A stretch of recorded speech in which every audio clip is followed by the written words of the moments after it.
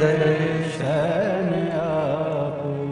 शिव कृपा होती है तब जाकर जीवन का कोई सुख हमें प्राप्त होता है। इतनी कड़क धूप में, चिलचिलाती हुई गर्मी में, और इतनी भरचक गर्मी में भी आप लोग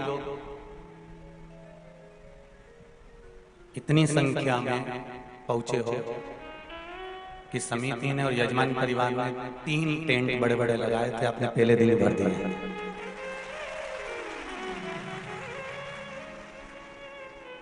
अच्छा, आप तो आते हो, साथ में थोड़ी बहुत टेंशन लिया था।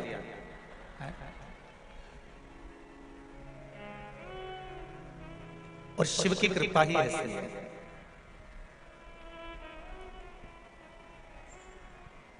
भगवान शंकर की जो करुणा है, उदारता है, दया है, कथा मंडप में या आस्था चैनल पर या फेसबुक पर, यूट्यूब पर जितने भी श्रोता भाई बहन कथा सुन रहे हैं, चाहे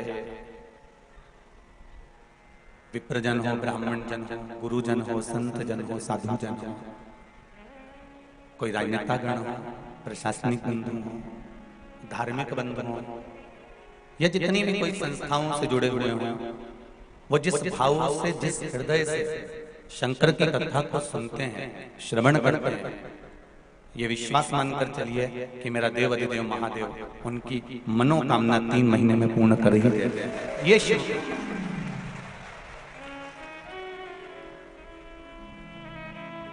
ब्रह्मा ब्रह्मलोक में रहते हैं, भगवान विष्णु वैकुंठ में रहते हैं, पर मृत्यु लोक का अगर कोई देव है तो वो देव अधिदेव महादेव है।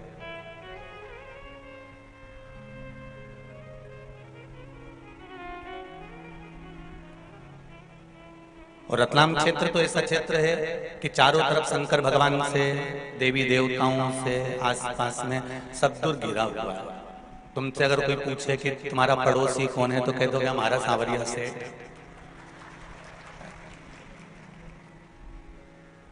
बाजू तो क्या महाकाल राजा, और पीछे एक लिंगजी नाथद्वारा। जिधर जाओ रतलाम से आसपास का क्षेत्र में सब दूर चारों तरफ भगवान सर्वस्व विराजमान।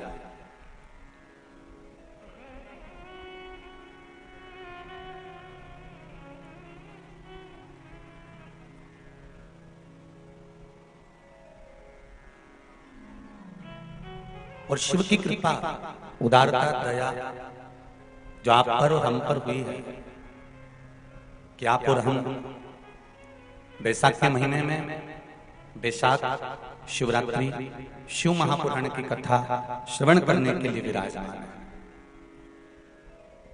प्रत्येक महीने मासिक शिवरात्रि आती है, प्रत्येक महीने में शिवरात्रि आती है, और वो शिवरात्रि महीने में एक बार इसलिए आती है कि तुम अगर प्रतिदिन भगवान शंकर की आराधना नहीं कर सकते, प्रतिदिन अगर एक लोटा जल शिव को नहीं समर्पित कर सकते, शंकर को एक चावल का दाना भी अगर आप समर्पित नहीं कर सकते, एक बेलपत्र भी अगर मेरे ओघड़दानी भगवान शंकर को नहीं दे सकते, तो एक काम करो कि महीने में एक बार शंकर के मंदिर के सामने से भी निकल कर चले जाओगे तो तुम्हारा कल्याण हो ही जाएगा। इतना भी बहुत।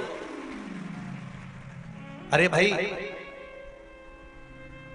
देवराज नाम का ब्राह्मण, शिव महापुराण की कथा में आती है कि देवराज नाम का ब्राह्मण जो चोरी करता था, छल करता था, कपट करता था, बेईमानी करता था, प्रपंच करता था, झूठ बोलता था, ऐसा दुनिया का कौन सा गलत काम नहीं जिसको देवराज ने नहीं किया। और मृत्यु लोक में अगर जन्म लिया है, मानव का यदि शरीर मिला है, तो संसार का कोई ऐसा मनुष्य नहीं है जो थोड़ा ना थोड़ा इस संसार के इस काजल की कोठरी में थोड़ा ना थोड़ा इस शरीर को दाग ना लगे।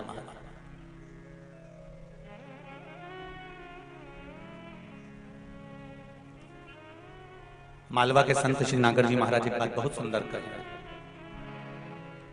या संसार कोयला को टुकड़ो, दाग लगे दामन में, नर तू क्यों पड़ता उलझन में, क्यों पड़ता उलझन में, नर तू क्यों पड़ता उलझन में। ये संपूर्ण संसार भूमंडल संसार सागर में ऐसा कोई नहीं जन्मा जिसको कुछ कोयले का कालोच न लगा।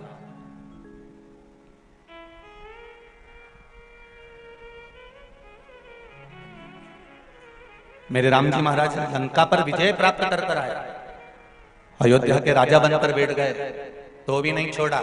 उन पर भी कह दिया गया कि बताओ जो रावण की लंका में लेकर आई हैं, उन सीता जी को अपने साथ रखा है, उन जानकी जी को अपने साथ रखा है। भगवान कृष्ण जिनके घर में राजसी ठाठ है, दौलत है, संपदा है, धन है, वैभव है, सत्ता है, सब कुछ है, तो भी कह दिया कि इन्होंने मणि की चोरी करी है, ये चोर है। माखन तक तो ठीक था कि माखन चुराया था, पर अब तो कह दिया गया कि इन्होंने मणि चुराई।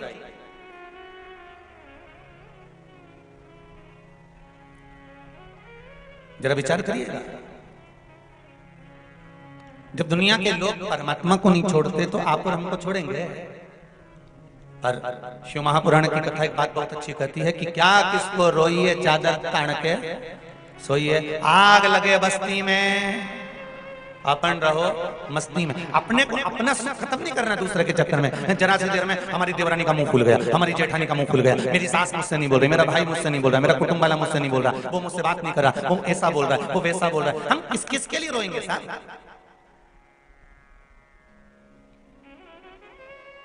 हम किस किस के लिए रोएंगे?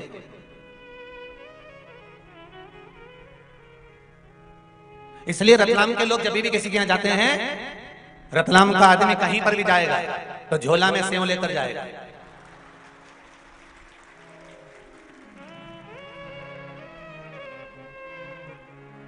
और दुनिया में कहीं का सेव इतना तीखा नहीं होता जितना रतलाम का सेव होता। और जाते ही सबसे पहले मेहमान को रतलाम का सेव निकाल कर देगा। अच्छा, उसको ये नहीं मालूम कि क्यों दे रहा है, पर सामने वाले को जब वो देता है तो ये पहले ही कह दे रहा है साहब हम हमारे गांव की प्रसिद्ध चीज लेकर आए हैं, तो मैं सेव इसलिए दे रहे हैं क्योंकि हमारे यहाँ सबसे जोरदार सेव बनता है, सबसे जोरदार नमकीन बनता है, इसमें जोरदार मिर्ची होती है, जोरदार इसमें मसाला होता है, इसलिए हमने आपको दे दिया कि हमने मसाले का सेव इसलिए दिया है कि तुम इसको खाओगे तो हमारी याद आएगी। इसलिए हम कुछ भी कहें तो हमारी बात पर मत जाना, सेव और हमारी वाणी एक जैसी है। बस आनंद में रहकर शंकर की आराधना करना, आनंद में रहकर भगवत स्मरण करना, आनंद में रहकर भगवत कीर्तन धारण करना। ये मनुष्य का शरीर बड़ा बड़ा छोटा सा शरीर है साहब, जीवन का कोई ठिकाना होता है?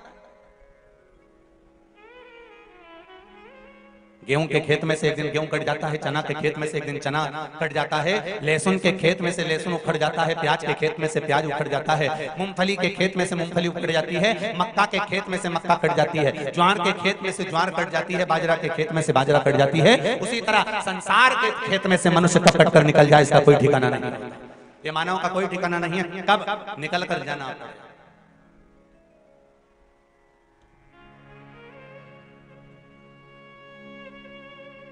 बस अपनी जिंदगी को अलमस्त होकर जियो, आनंद में जियो। मैं धन्यवाद दूंगा कथा के मुख्य यजमान परिवार को, आयोजक कल्याणी श्री रविंद्र जी पाटीदार इंदौर, शकुंतला नारायण पाटीदार जी नागदा, स्वर्गीय अरविंद जी पाटीदार जी की स्मृति में ये पावन शिव महापुराण की कथा हो रही है। उनको बहुत बहुत साधुवाद है, धन्यवाद।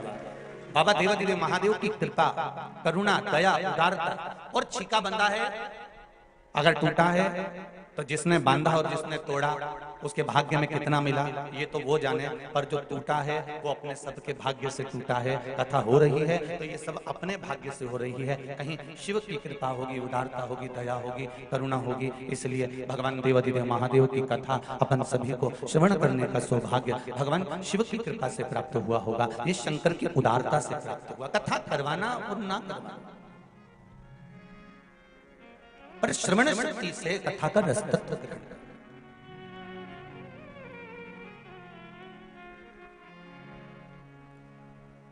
केवल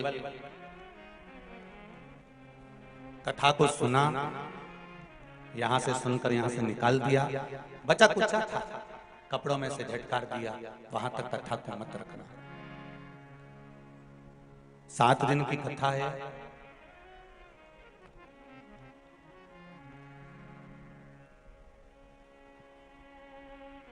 इस 7 दिन की कथा में जो आपको अच्छा लगे वो जिंदगी में थोड़ा सा उतार लेना। जो अच्छा नहीं लगे, यहां से जब जाओ और रास्ता में कहीं नदी, नाला, तालाब, बावड़ी, कुआं जो मिले उसको उठाकर दे दे। मन में मत रख। जो अच्छा लगे उसको जीवन में उतार लो।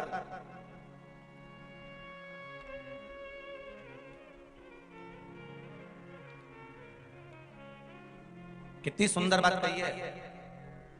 कोई तुमको बहुत सुंदर लग रहा है ना, कोई तुमको बहुत अच्छा लग रहा है ना, बहुत अच्छा लग रहा है, तो उसको ज्यादा गौर से मत देखो।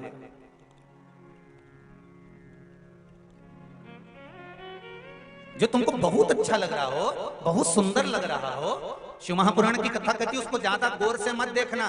क्यों? क्योंकि ज्यादा गौर से देखोगे तो उसमें कुछ ना कुछ बुराई ढूंढ लोगे, ये पक्का।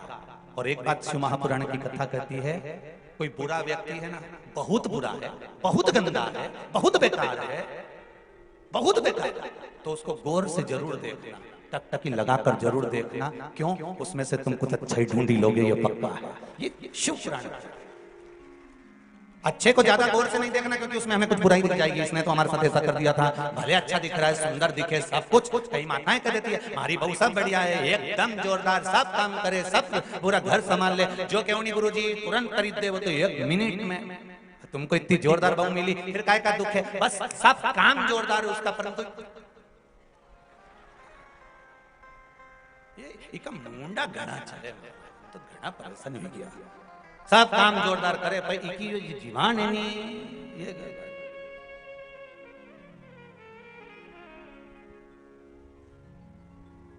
नहीं तो इनमें कहीं कमी नहीं है, जोरदार। तो भगवान भी तो यही कहता है कि मैंने जिसको जन्म दिया संसार सागर में, मृत्यु लोक में जिस मानव को भेजा है, जिस मनुष्य को मैंने पृथ्वी पर विराजमान करा है, मृत्यु लोक में जिस मनुष्य को मैंने भेजा है, मानव के शरीर को मैंने दिया है, ये कोई बेकार नहीं हो सकता। ये मानव का जो शरीर है ये बेकार नहीं है। इसको बस केवल हमको ज्ञात करना है, हमको समझना है, उसको आनंदित होना है कि ये मानव का शरीर हमें भगवान ने दिया है, तो बेकार नहीं दिया। अभी हरिद्वार की कथा में आपको कहा था, आप लोगों ने श्रवण करा होगा कि हम हमारे घर में, हमारी अलमारी में, हमारे कमरे में हम कोई भी चीज ऐसी नहीं लगते जिसका कोई उपयोग नहीं है। तुम्हारे अलमारी में जितनी साड़ी रखी है ना, सब काम की रखी है। तुम्हारी तिजोरी में जितना सामान रखा है सब काम का रखा है। तुम्हारे घर में, तुम्हारे कमरे में, तुम्हारे मकान में जो सामान रखा है वो सारा के सारा तुम्हारा संभाल कर तुमने काम का रखा है। बोलो सही है कि गलत है? जब तुमने अपनी अलमारी में, तिजोरी में, तुम्हारे कमरे में, तुम्हारे मकान में जो सामान रखा वो सब काम का रखा, तो ईमानदारी की बात बताओ, भगवान का ये मृत्यु लोक घर है और उस घर में तुमको अगर रखा है तो भगवान ने तुमको फालतू का नहीं रखा है, भगवान ने भी तुमको काम का रखा है कि ये मेरे काम का है। आज नहीं तो कल भजन करेगा, आज नहीं तो कल कीर्तन करेगा, आज नहीं तो कल स्मरण करेगा, आज नहीं तो कल मंत्र जाप करेगा, आज नहीं तो कल भगवत नाम में डूबेगा, भगवत स्मरण में डूबेगा। तो भगवान काम कर, भगवान कभी बेकार। मैंने तेरे ही भरोसे, ओ बाबा तेरे ही भरोसे, हवा बिच उड़ती जावांगी, बाबा डोर हथों छठी ना में कटी जावांगी। ओ भोले मैं तेरी पतन, शंभो मैं तेरी पतन, हवा बिच उड़ती जावांगी, बाबा डोर हथों छठी ना में कटी जावांगी। हे बाबा, हमारे जीवन का सर्वस्व आपके चरणों में, आपके पास। बैसाख शिवरात्रि, शिव महापुराण की कथा रतलाम वासियों को मिली है, बहुत अच्छे से सुनिएगा।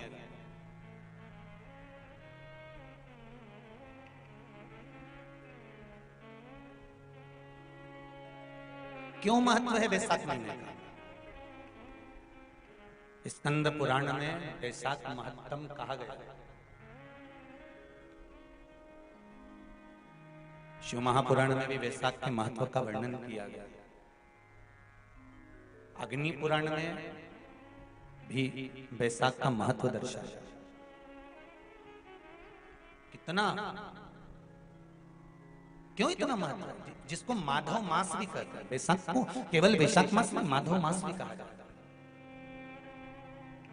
कितना महत्व उसका, कितना। क्योंकि सतयुग, त्रेता, द्वापर और कलयुग, ये चार युग जो हैं, इसमें सतयुग, त्रेता, द्वापर और कलयुग,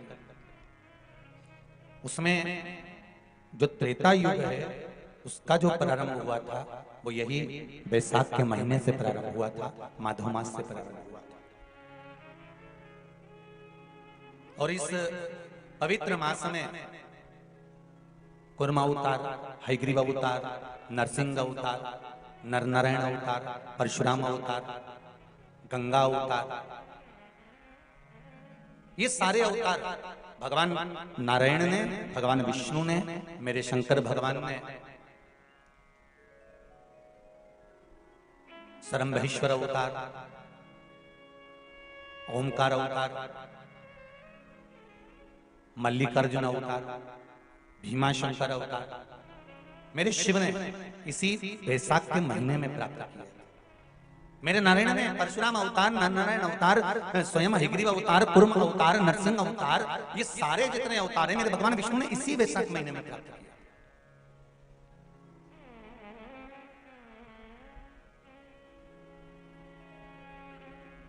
ऐसे कई अवतारों का दर्शन हमारे को वैशाख महीने में हो जाता है। और उसी वैशाख महीने की मात्र एक शिवरात्रि का स्मरण कर लेना, मात्र एक शिवरात्रि के दिन भगवान शंकर पर एक लोटा जल समर्पित कर देना, मात्र शिवरात्रि के दिन भगवान शिव की आराधना कर लेना या शंकर का भजन कर लेना, स्मरण कर लेना, शंकर को बेलपत्री का प्राप्त किया गया जल प्रदान कर देना, उसकी क्या महत्ता हो सकती है। एक बहुत सुंदर पत्र आया है। पत्र तो बहुत सारे हैं पर अभी पढ़े नहीं हैं, पत्रों की संख्या बहुत है, पढ़ेंगे, पर उसमें कुछ जो पढ़े हैं वो ये।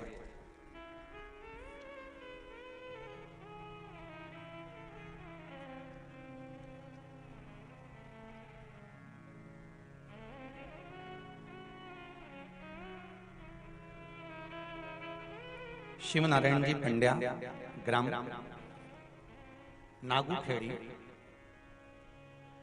तहसील जिला देवास से हैं। कहीं बैठे हों तो हाथ हिला दीजिएगा।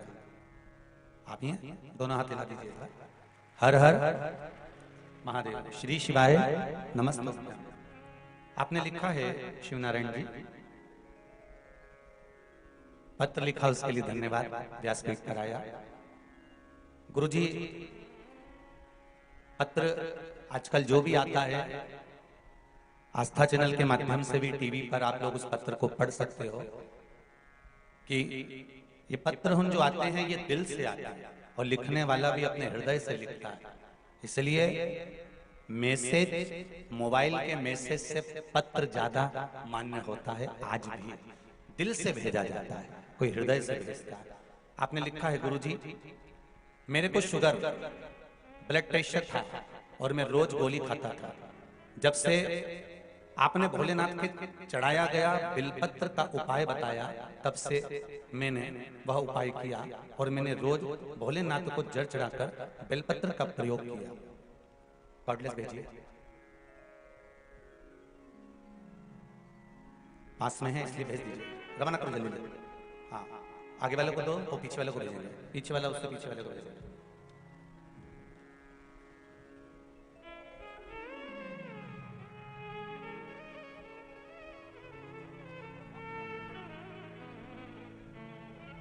नजदीक में जो लोग बैठे रहेंगे तो अपन कॉर्डलेस दे सकते हैं। हेलो, श्री शिवाय नमस्तुभ्यम। श्री शिवाय नमस्तुभ्यम। कैसे हैं पंड्या जी? बढ़िया है सर, आशीर्वाद है आपका।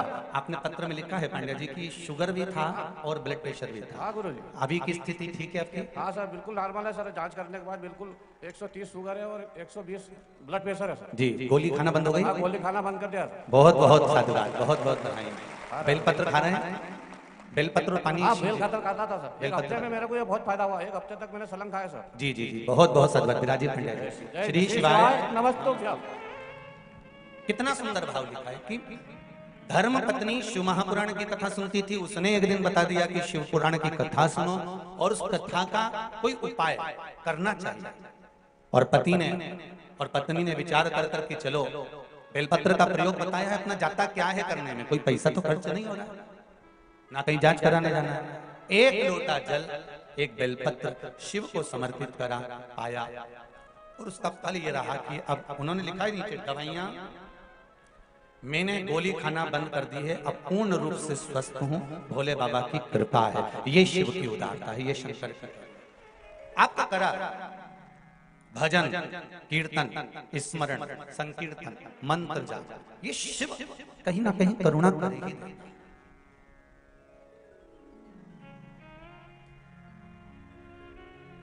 और जितने लोग आप लोग जितने भी आस्था चैनल पर सुन रहे हो, फेसबुक यूट्यूब पर सुन रहे हो, चाहे इस पावन रतलाम की भूमि पर पावन प्रांगण्य में बैठकर श्रवण कर रहे हो, आपसे एक निवेदन जरूर करूंगा कि आप कथा बैसाख महीने की श्रवण कर रहे हैं, ये भाव जागृत रखना कि मेरा शंकर, मेरा शिव, मेरे नारायण, ये अगर ये बैसाख मास की कथा का अगर लाभ दे रहे हैं तो कहीं ना कहीं हमारे जीवन का कल्याण होगा ही, ये निश्चित है, ये निश्चित है।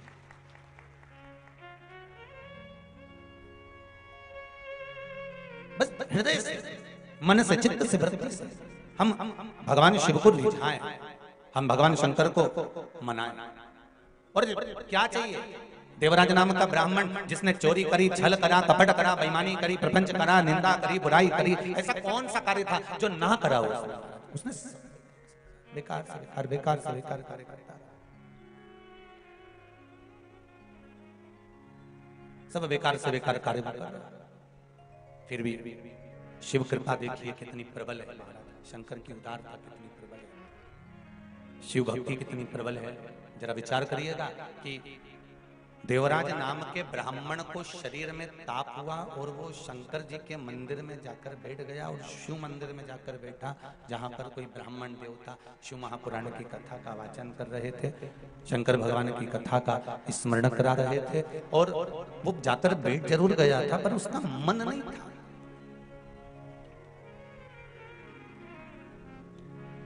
तुलसीदास जी से किसी ने पूछा, तुलसीदास बाबा से किसी ने, थोड़ा प्रेशर दीजिए, तुलसीदास बाबा से किसी ने पूछा,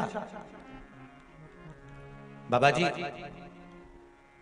आप कहते हो कि सत्संग में बैठो, आप कहते हो कि भजन में बैठो, आप कहते हो कि स्मरण में बैठो, पर एक बात मेरे को पूछना है तुलसीदास बाबा से। तो बाबा जी ने बोला, बोलो क्या बात है? मुझे ये पूछना है, आप बोलते हो कथा में बैठो, आप बोलते हो सत्संग में बैठो, और हाँ, जो बैठने वाला है सत्संगी है, भजनावली है, कीर्तनी है, जिसका मन कथा में लगा भगवान ने उसको तो तार दिया, और जो जाकर बैठा और बैठने के बाद भी उसका मन नहीं लगा तो क्या भगवान उसको तार देगा? उसका मन तो लगे नहीं रहा, कथा में जाकर बैठ तो गया, ने भीड़ भी बढ़ा दी। अब इतना सारा लोग कथा में आया है, ईमानदारी से बोलो, यहाँ से आधा किलोमीटर दूर पर या 500 मीटर की दूरी पर या 300 मीटर की दूरी पर या 200 मीटर की दूरी पर तुम्हारी गाड़ी रुकवा दी होगी, बोलो सही है कि गलत है? अरे तुम डरो मरो मत, 7 दिन किसी से डरने की जरूरत नहीं है, तुम तो कथा में अलमस्त होके बैठो हैं। कोई कहे कि नहीं नहीं लोग हमको घूर के देख रहे हैं, तो नहीं बोले नहीं, तुम तनी तनाई बैठी रहो, तो ऐसे कई बात नहीं। अपने 7 दिन अपने को तो आनंद से कथा सुनना है हो, तो तुम तो जो पूछे नहीं वैसे जवाब देते जाओ, और बढ़िया तुम भी तो लिख के भेजते, तुम जवाब बोलते हो, तुम हम भी पूछे तुमसे। यहाँ से 300 मीटर की दूरी पे गाड़ी रोक दी, 500 मीटर की दूरी पे गाड़ी रोक दी, अब तुम वहां से छोरा छोरी ने लपेटता हुआ ने ठोकता हुआ कहीं कहीं नहीं चले तो दे भी धरी से और चले जा रहे हो, चले जा रहे, और चलता चलता बीच में दुकान मिली गई 4 रुपए की, और छोरा छोरी के ने हमको तो ये गुड़िया का बाल दिला दे, और मम्मी के चल चल चल, वो ठोकता ठुकाता और गाता बजाता जैसे तैसे शिव पुराण में पहुंच गए। अब इतनी चिलचिलाती हुई गर्मी में, इतनी चिलचिलाती हुई धूप में, अच्छा कई लोग बोले भी सर महाराज जी अभी शादियों का सीजन चालू हो गया है, अब कथा थोड़ी सी 1-2 महीना विराम करना चाहिए, अब शादियां खूब चल रही है तो कथा भी थोड़ा सा, हमको शादी ब्याह में जाना रहे तो कथा में कौन आएगा? तो हमने कहा जिनकी उनसे रिश्तेदारी होगी वो उनके यहाँ जाएगा, जिनकी इनसे रिश्तेदारी होगी नहीं आएगा। यहाँ तो रिश्तेदारी देखी जाती है। और जिनकी शादी में तुम गए हो, तुम्हारी विपदा की घड़ी में वो खड़ा मिलेगा? अरे बोलो तो जीजी ने तुमने खूब ढोलक पीट पीट के गाया, ने बना जी रात के आजा जी, बना जी धीमे आजे जी, बना जी दिल्ली से लाजे जी, ने लहंगा लाजे, ने ये लाजे, ने लाजे, ने दुल्हन संवर के आएगी, नहीं यूं जलवा दिखाएगी, कितना गाया आधी रात रात के 9-9 10 बजे तक ढोलक पीटी पीटी के गाया। अब तुमने रात के 12 बजे तक जो बना बनी गाया तुम्हारे की काम आया? और यहां बैठकर जो तुमने भजन गाया वो अंत समय तक काम आया, तो वो किस काम का?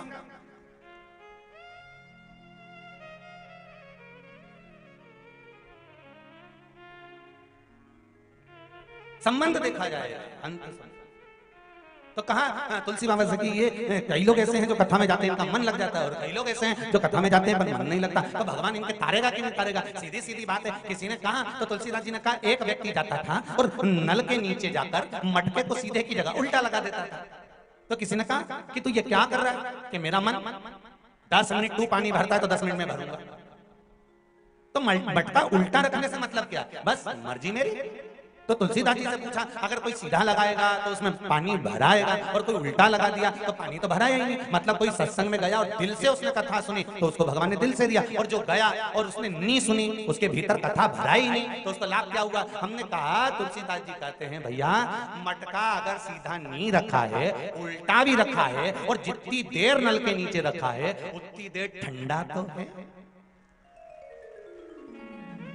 उतनी देर उसमें शीतलता तो है, ठंडाई तो है। बस ध्यान रखना एक बात का, कोई तुमसे कहाँ जा रही? कथा में जा रही। कोई तुमसे कहाँ जा रही? तो महापुराण की कथा में जा रही। तुम आ जाके क्या करेगी? इतनी धूप पड़ी रही है, इतनी गर्मी पड़ी रही है और वहाँ कथा में जाके भीड़ इतनी पड़ रही है, कहाँ जाके बैठेगी? मैं तो कथा में जाऊंगी तो टीवी पे सुनूंगी चाहे मोबाइल पर सुनूंगी पर कथा सुनूंगी। तो क्या होगा उससे? तो कहा 3 घंटे दिन भर मोबाइल पे झूठ बोलूं, कपट करें, दुकान पर व्यापार में व्यवसाय में आदि आदि की जगह दिन भर झूठ छल कपट बेईमानी प्रपंच दिन भर चलता रहता है, दिन भर चलता रहता है। कम से कम 3 घंटा कथा में बैठेंगे तो इस मुख से झूठ तो नहीं निकलेगा, इस शरीर से पाप तो नहीं होगा, इस शरीर से कपट तो नहीं होगा, इस शरीर से बेईमानी तो नहीं होगी। 3 घंटा तो हमारा अच्छा निकलेगा ना।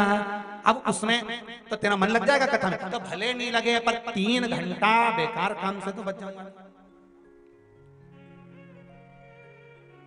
3 घंटे अगर बेकार काम से बच गए तो भी शिव जी की कृपा ही समझना, क्योंकि यहाँ संसार कोई लाखों टुकड़ों दाग लगे ना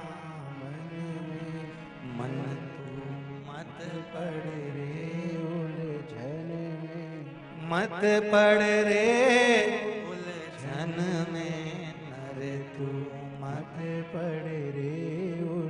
अगर पढ़ना है तो शिव की भक्ति में पढ़ो, शिव की भक्ति। भगवान शिव के मैं तो बैठी थी गंगा किनारे, मैं तो बैठी थी गंगा किनारे, आके दर्शन दिया ओ भोलेनाथ, आके दर्शन दिया ओ भोलेनाथ, दिल तुझको दिया ओ भोलेनाथ, दिल तुझको दिया ओ भोलेनाथ, दिल तुझको दिया ओ भोलेनाथ, दिल तुझको दिया ओ भोलेनाथ, ये क्या कर दिया ओ भोलेनाथ, ये क्या कर दिया ओ भोलेनाथ, मेरे ओ भोलेनाथ, ओ भोलेनाथ, मेरे ओ भोलेनाथ, ओ भोलेनाथ, मेरे ओ भोलेनाथ, मेरे ओ भोलेनाथ, ओ भोलेनाथ, दिल तुझको दिया ओ भोलेनाथ, दिल तुझको दिया ओ भोलेनाथ, ये क्या कर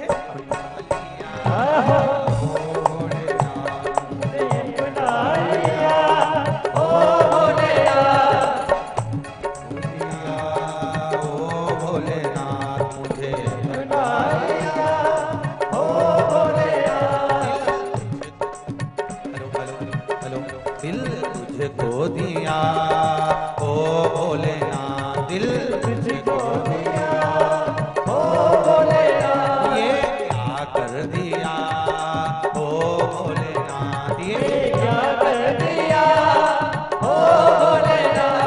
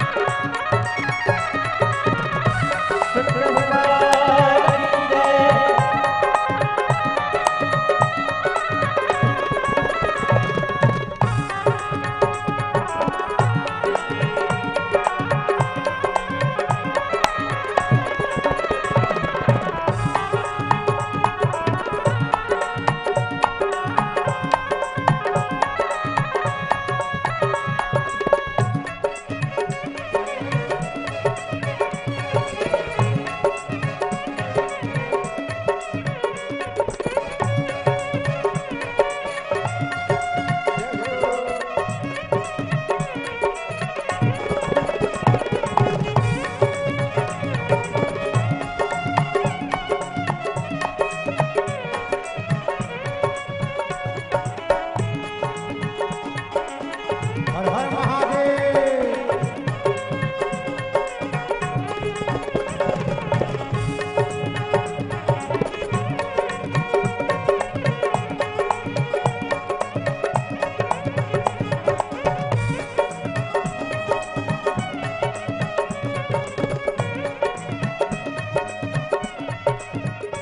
मैं तो बैठी थी गंगा किनारे, मैं तो बैठी थी गंगा किनारे, मैं तो बैठी थी गंगा किनारे। मैं तो बैठी थी गंगा किनारे, मैं तो बैठी थी गंगा किनारे, मैं तो बैठी थी गंगा किनारे, मैं तो बैठी थी गंगा किनारे।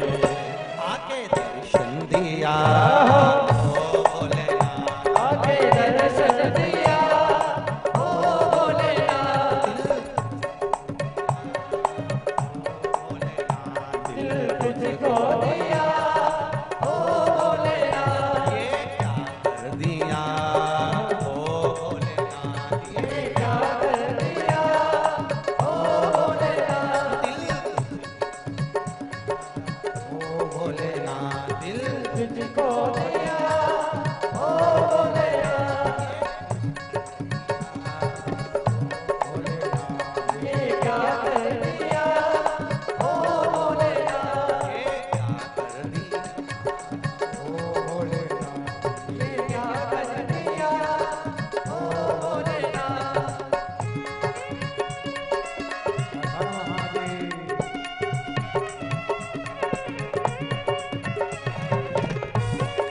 शंकर भगवान की।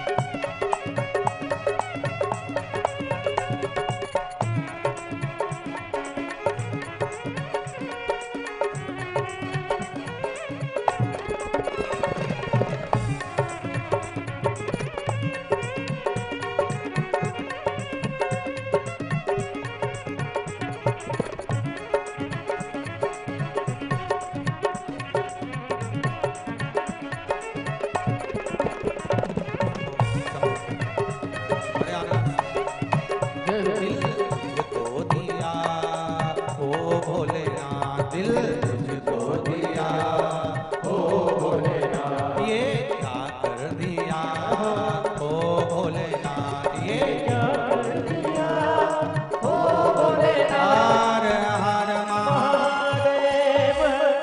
भगवान शिव की कथा कर भक्ति स्मरण। देवराज ने झूठ कहा, कपट करा, छल करा, बेईमानी करी, प्रपंच करा, सब कुछ करा, सब कुछ किया गया, पर अंतिम जो क्षण था देवराज का, अंतिम जो पल था देवराज का, वो देवराज ने भगवान शिव की कथा में पहुंच गए। भले उसका मन नहीं लगा, भले उसका हृदय नहीं लगा, पर कथा में जाकर बैठ गया और वहां से निकल गया तो शिव की कृपा देखिए क्या हुई कि बेलपत्री के वृक्ष के नीचे उसके प्राण छूटे।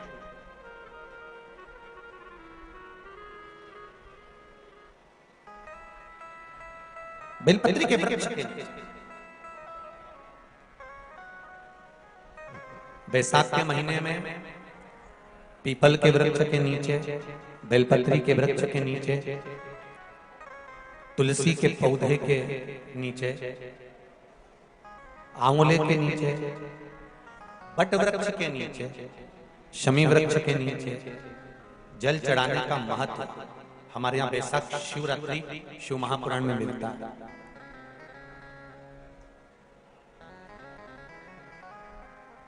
और जल की महत्वता क्या है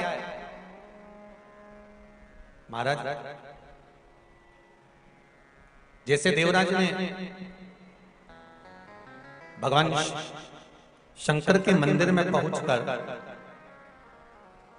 मात्र कुछ देर की शिव महापुराण की कथा सुनकर बेलपत्री के वृक्ष के नीचे अपने प्राणों को त्यागा, तो शिव के ही धाम पर चला गया, शंकर के धाम। उसी तरह एक बड़ी सुंदर कथा थी। कुशकेतु नामक एक राजा हुए, जिनके घर में एक पुत्र हुआ जिसका नाम था हेमकांत। क्या नाम था?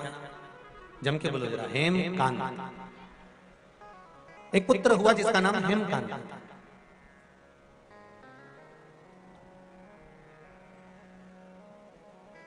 अब हेमकांत जो था वो बड़ा प्रबल वीर था, उसके पास में बहुत सारे अस्त्र शस्त्र विद्या सारा ठाट उसके पास में।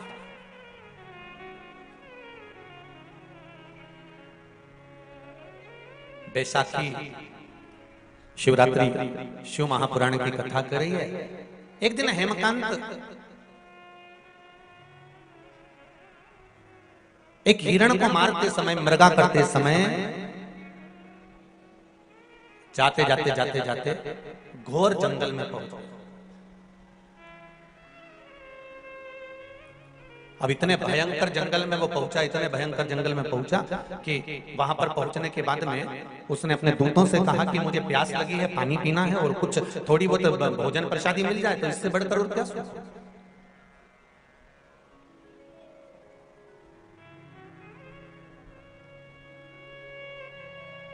जाओ जरा भोजन की व्यवस्था देखिए, पानी की व्यवस्था देखिए।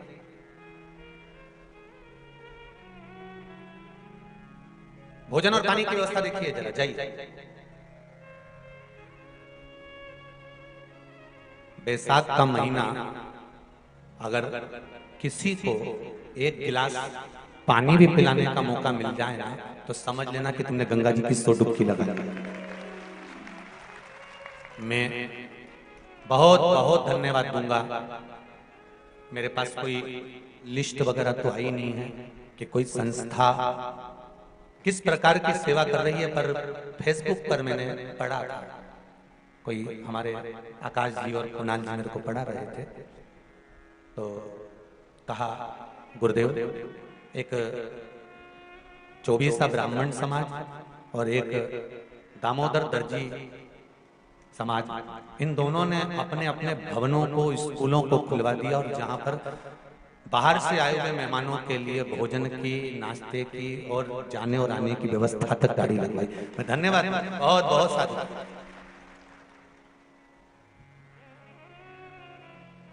बहुत बहुत साधुवाद दूंगा मैं रतलाम के इन धर्म से जुड़ी हुई संस्थाओं, जिन्होंने अपने बताया 24 ब्राह्मण समाज ने कोई स्कूल खुलवा दिया, दामोदर दर्जी समाज ने अपना भवन खुलवा दिया, और तो और नाश्ता, चाय और भोजन तक की व्यवस्था रखी कि बाहर से कोई समाज बंधु आए तो उसमें रुके तो कष्ट ना महसूस।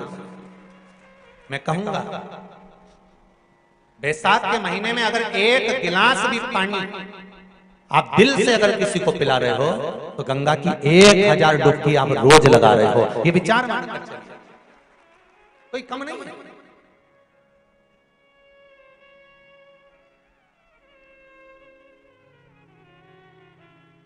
किसी ना किसी रूप में हम जब भगवान के प्रति समर्पित होते हैं, हमारा समर्पण जब भगवान के प्रति होता है, हमारा समर्पण भाव जब भगवान के प्रति होता है, तो उसका सुख हमें मिलता जरूर है।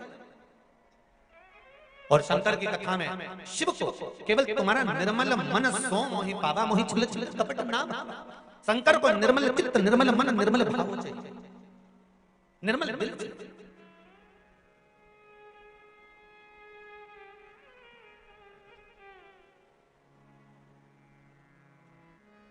भगवान को तुम्हारा वैभव नहीं है, तुम दूसरे मंदिर में जाकर खूब अपना वैभव दिखाना चाहते हो। तुम मेरे राम जी के मंदिर जाना, खूब प्रसाद लेकर जाना, लड्डू लेकर जाना, हनुमान जी के मंदिर जाना, खूब लड्डू प्रसाद लेकर जाना, भगवान ब्रह्मा के मंदिर जाना, कमल का फूल गुलाब के फूल लेकर जाना, माँ देवी के मंदिर जाना तो चुनरी और चूड़ी लेकर जाना, अन्य जितने मंदिर में जाओ, तुम शनि महाराज के मंदिर जाना तो साथ में तेल लेकर जाना, तुम उस मंदिर में जाना बृहस्पति महाराज के तो चने की दाल लेकर जाना। पर शंकर के मंदिर में जाना, तुम्हारे पास में अगर जल हो तो ले जाना, नहीं हो बेलपत्र ले जाना, बेलपत्र नहीं हो चावल ले जाना, चावल और पुष्प भी ना हो तो मंदिर की बेलपत्र उठाना, धोना और शंकर जी को वापिस चढ़ा देना। शिव को तुम्हारा निर्मल चित्त चाहिए, मन, केवल तुम्हारा मन। शंकर को तुम्हारा वैभव से कोई मतलब,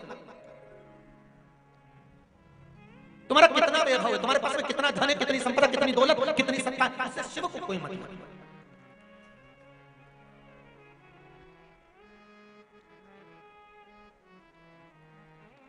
आपने भगवान को दिया क्या, भगवान को आपने समर्पित किया क्या?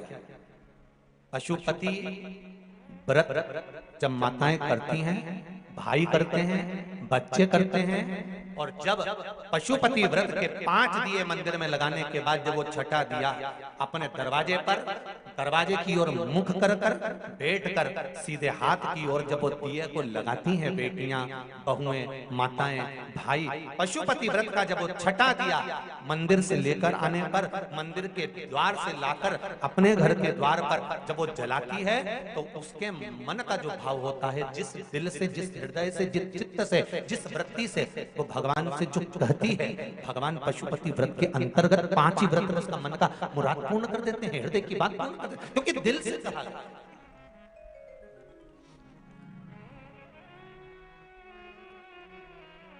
जो दिल से कहा जाता है भगवान उसको दिल से स्वीकार करता है। अब हेमकांत गए थे मृगा करने के लिए, और हेमकांत गए और जितने उनके साथ में गए थे वो सब देखने के लिए गए कि भोजन मिल जाए, पानी मिल जाए, कहीं गए और जाने के बाद उनको कहीं मिला नहीं, कुछ भी, वापस लौट कर आ गए। तो हेमकांत आगे जाते जाते जाते जाते उनको एक सुंदर आश्रम मिला,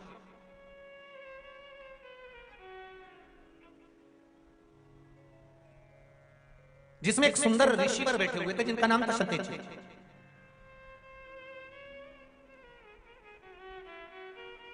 और जब वहां जाकर उन्होंने देखा कि मैं आया और मेरा कोई आदर नहीं, जैसे श्रीमद् भागवत कथा में आता है कि राजा परीक्षित जब गए और शमीक बाबा के आश्रम पर पहुंचकर जल की याचना करी और जल नहीं मिला, इन्होंने तो याचना भी नहीं करी कि मुझे जल चाहिए, इन्होंने तो जाते से बस वहां पहुंचने के बाद इनके मन में आ गया कि मैं यहाँ पर आया हूं और मेरा आदर होना चाहिए। शिव महापुराण की कथा कहती है, बहुत सावधानी से सुनना।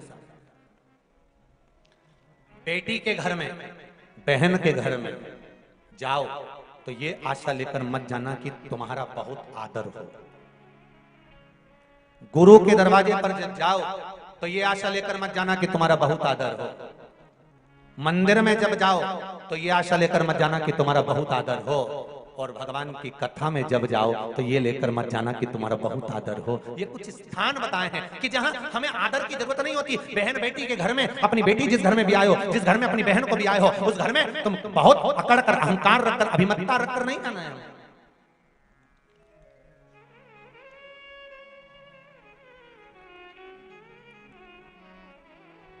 बहुत अभिमान था भगवान कृष्ण की एक धर्मपत्नी माता सत्यभामा जी को, बहुत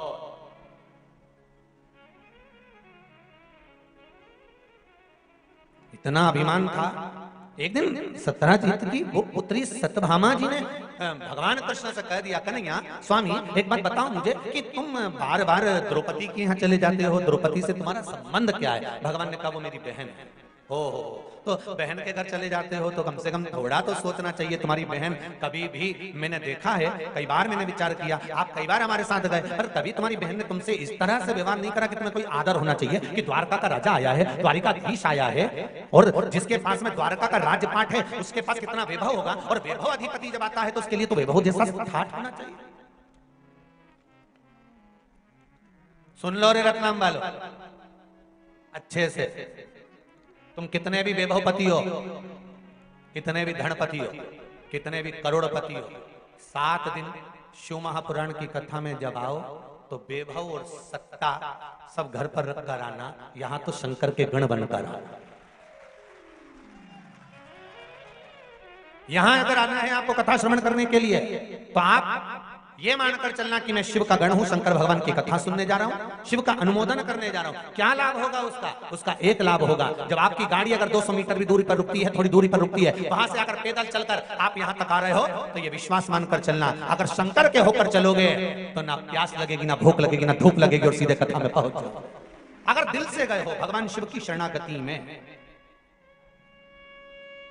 भगवान की शरणागति में दिल से गए हो, दो तरह की बात होती है। एक बहुत समझ में आ जाता है, जरा सा आप व्हाट्सएप पे बात करो, जरा सा फोन पे बात करो, जरा सा किसी से बात करो, और अगर दिल से कर रहे होगे ना तो बात करने का और मन करेगा, 2 मैसेज और कर देता हूँ, 4 मैसेज और कर देता हूँ, थोड़ा सा ये और भेज देता हूँ, थोड़ा सा और बात कर देता हूँ, थोड़ी और बात करता हूँ, अगर दिल से कर रहे होगे। और अगर जरा सा तुम्हारा दिल नहीं लगा और तुम्हारे काम पड़ा हुआ है और तुमने मैसेज करा, तो अगला मैसेज जो तुम्हारा होगा ना तो उतने में समझ जाओगे कि अभी ये बात करने के लायक नहीं है, अगर अभी करूं तो ठीक। तो तुम भी लिख के भेजे, तो रात को बात करते हो तुरंत, हृदय नहीं है।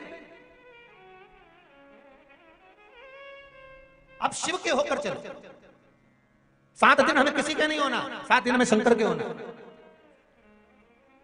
और जब शिव के होकर चलोगे तो जीवन की जितने शरीर में, वैशाख महीने में आप शंकर के धाम जा रहे हो, वैशाख महीने में आप आस्था चैनल पर शिव महापुराण की कथा सुन रहे हो, वैशाख महीने में फेसबुक और यूट्यूब पर आप कथा सुन रहे हो, ये आपके भीतर होना चाहिए कि आप क्या प्राप्त कर रहे हो। कथा थी 2 बजे से 5 बजे की, हमने भी हरिद्वार में बोल दिया था क्योंकि यहाँ का जो बैनर गया था उसमें 2 से 5 लिखा था। हम आस्था चैनल वालों से पूछ ही नहीं पाए, कथा थी 1 बजे से 4 बजे की। अब यजमान जी बोले, पाटीदार जी, गुरु जी, वो कथा तो 2 से 5 लिखा गई है और टीवी पर 1 से 4 है, और आपने भी मंच से कह दिया 2 से 5 का। हमने कहा कोई बात नहीं, वैशाख महीने की कथा है, वैशाख का प्रारंभ त्रेता से हुआ था, तो कलयुग से त्रेता में खसक गए, 2 बजे से 1 बजे में खसक गए तो तकलीफ क्या है? जितने लोग आस्था पर सुनने वाले हैं, फेसबुक यूट्यूब पर श्रवण करने वाले हैं, आप भी अपने अपने रिश्तेदारों को, परिचितों को, और जितने रत्नाम के लोग कथा सुन रहे हैं, कई लोग बेचारे 2 बजे के हिसाब से आएंगे ट्रेन में चढ़ के, तो तुम भी आज ही शाम को जाते जाते यहीं से बाहर निकल के कथा का फोटो खींच के नीचे लिख के डाल दीजिए 1 बजे से 4 बजे आ जाओ, 5 बजे तो कहीं नहीं मिलेगा, तो कुछ नहीं जाए, बस यहाँ से जब जाओ नहीं तो एक फोटो क्लिक करके जैसे तुम्हारा जोरदार लिख दो कि जितना भी आओ, कितने बजे, अरे बोलो तो, हाँ बहुत जरूरत है।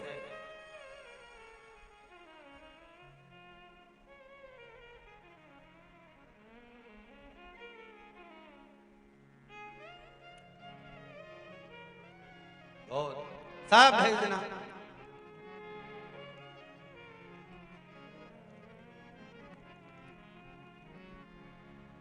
शिव भक्ति। और हेमंत कांत जी पहुंच गए शरत जी के यहाँ। शरत जी ऋषि तप में लीन थे, ध्यान नहीं किया, इन्हें याचना नहीं। राजा परीक्षित ने तो याचना करी थी कि मुझको जल पिला दीजिए, मुझको प्यास लगी है, पानी लाओ, शमीक ऋषि के आगे कह रहा है।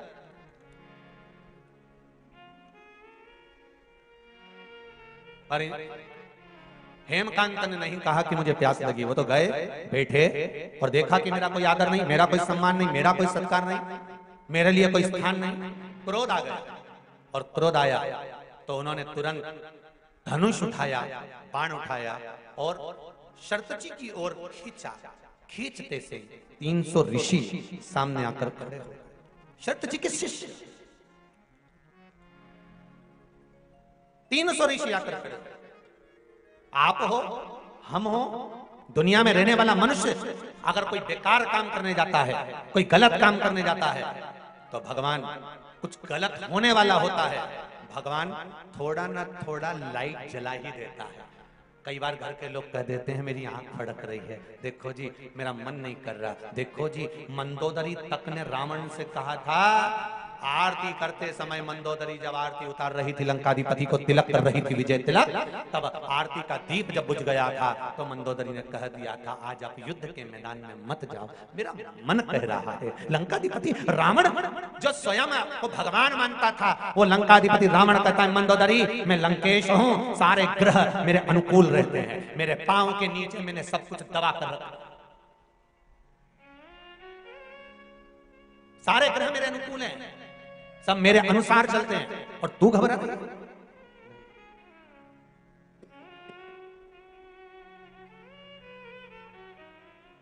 मंदोदरी तू चिंता मत कर, तेरा पति विजय होकर आएगा।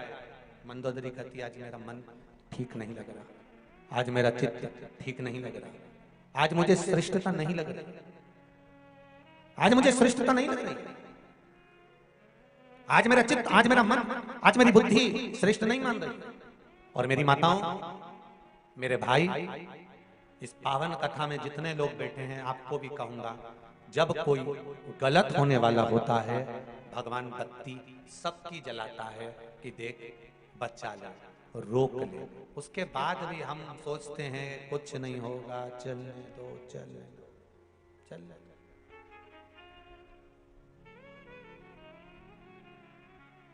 चित्त रमा, ऋषियों ने रोक दिया। ऋषियों ने कहा आप आगे ना सुनो राजन, आप कुशकेतु के पुत्र हैं, वो कुशकेतु जिसने अपने जीवन में समर्पण किया, दान करा, पुण्य करा, सत्कर्म करा, भजन करा, कीर्तन करा, मंत्र जाप करा, नाम स्मरण करा।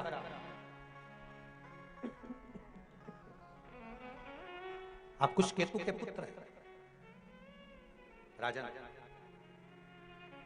यदि आप ये गलत करेंगे तो इसमें श्रेष्ठता नहीं होगी।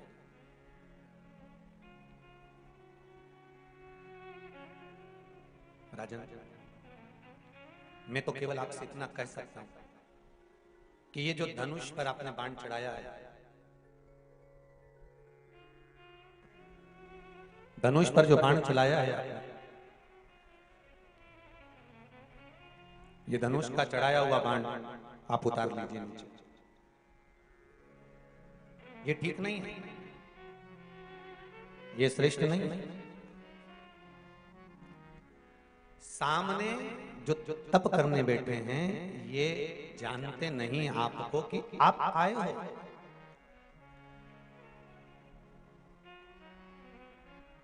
जीजियों, आप लोग इधर मुख कर कर बैठे हो, कथा सुन रहे हो, पीछे क्या हो रहा है आपको मालूम है क्या? कुछ नहीं, क्योंकि आपका ध्यान कथा में। शर्ते जी ऋषि का और उसके साथ उनके साथ में रहने वाले जितने संत साधु सन्यासी तपस्वी साधक उपासक जो हैं, शर्त जी के जो साथ में है तो उनका मन भी सत्संग में लगा हुआ है।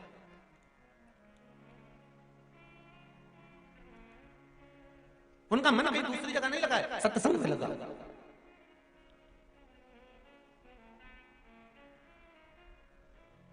और जब सत्संग में मन लगा हुआ है तो दूसरी जगह मन जाएगा कहां? फिर कहूंगा एक बात, शिव जी के मंदिर में अगर एक लोटा पानी लेकर जा रहे हो तो दिल भी शंकर के पास लेकर जा रहे हो।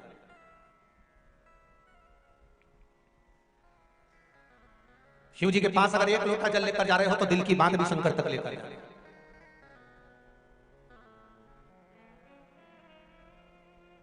कितने लोग हैं जो शिव जी के मंदिर में रोज जल चढ़ाने जा रहे हैं? जरा हाथ उठाइए। जा रहे हो सब लोग? जाना चाहिए। रखो अपने ब्रह्मा ब्रह्मलोक में है, भगवान विष्णु वैकुंठ लोक में है, मेरा देव अधिदेव महादेव इस भूमंडल पर है। साक्षात मेरा शंकर पृथ्वी पर विराजमान है, तो एक लोटा जल ले जाकर जब शंकर जी को हम चढ़ाते हैं तो हमारे दिल की बात शंकर हृदय में रखकर हमारी कामना पूर्ण कर ही देते हैं। ये शिव चित्त है। ये पत्र में आया है, देखिए।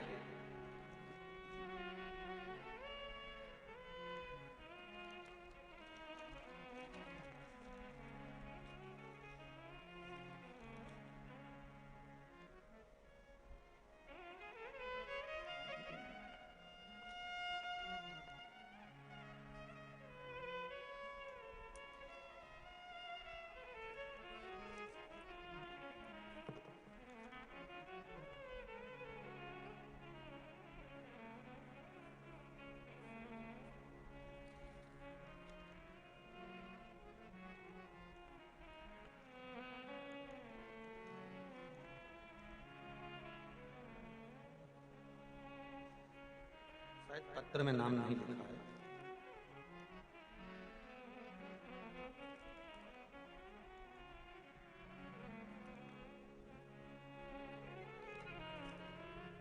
जिसने लिखा हो पत्रिका के साथ जो पत्र भेजा है, जिसने भेजा हो खड़े हो सकते हैं।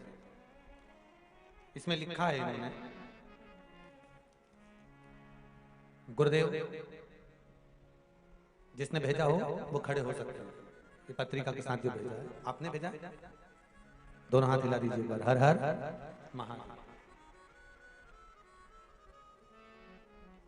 गुरुदेव, पशुपति व्रत आंकड़े की जड़ का महत्व, बच्चे होने के लिए प्रदोष समय में मूंग दाल, बेलपत्र, शमी पत्र, गुड़ का प्रयोग, इन सब उपायों का महत्व क्या है ये मैं अच्छी तरह से जानती हूँ। ये पत्र लिखा हुआ।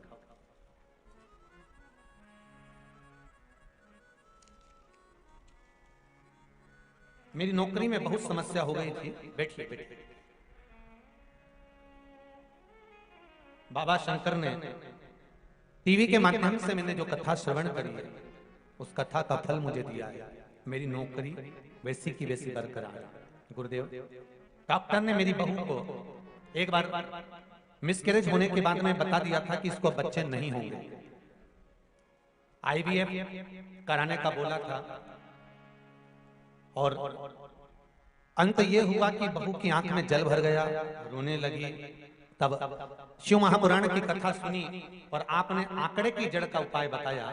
कुबेरेश्वर धाम पर 7 दिसंबर 2021 को दर्शन करके बाबा से प्रार्थना कर सीहोर से आए और गुरुदेव अभी अप्रैल 2022 में बिना IVF के मेरी बहू के 3 महीना चल रहा है। ये शिव की कृपा। ये पत्र में लिखा, ये 3रा महीना चल रहा। डॉक्टर भी आश्चर्य में हैं कि रिपोर्ट इतनी खराब थी तो ये कैसे हो गया। और फिर कहूंगा, अकाल मृत्यु वो मरे जो काम करे चंडाल का, काल उसका क्या बिगाड़े जो भक्त हो महा काल का। ये शिव की कृपा से प्राप्त हुआ। गुरुदेव, एक मेरा प्रॉपर्टी का केस 2016 से चल रहा था। बाबा की कृपा कैसी हुई कि वह केस भी बाबा ने खत्म कर दिया। ऐसे कई उपाय से जीवन में सुख पाया है। गुरुदेव, बहुत बहुत साधुवाद। बाबूजी, आपने जो पत्र भेजा है उसके लिए बहुत बहुत धन्यवाद। हर हर शिव कृपा। एक पत्र और है बड़ा सुंदर, जिसमें शंकर जी का फोटो भी बनाकर भेजा है।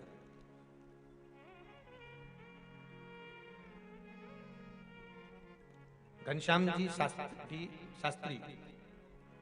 STTC झालोद, जिला हाथोद, गुजरात। किसने भेजा है? दोनों हाथ हिलाइए जरा। हर हर महादेव। आपने लिखा है, गुरुदेव, भगवान शंकर सरल और सहज स्वभाव समझते हैं।